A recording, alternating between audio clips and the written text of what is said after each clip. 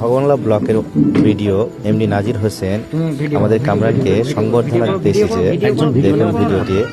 আজ কামরানের ফাজিল পরীক্ষার তৃতীয় সেমিস্টারের রেজাল্ট আউট হয়েছে। গোটা পশ্চিমবঙ্গের মধ্যে প্রথম স্থান অধিকার করেছে। তাই আমাদের বিডিও সাহেব তাকে সংবর্ধনা দিতে এসেছে। ভিডিওটি পুরো দেখুন। যদি ভালো লাগে তো লাইক, কমেন্ট এবং শেয়ার করবেন।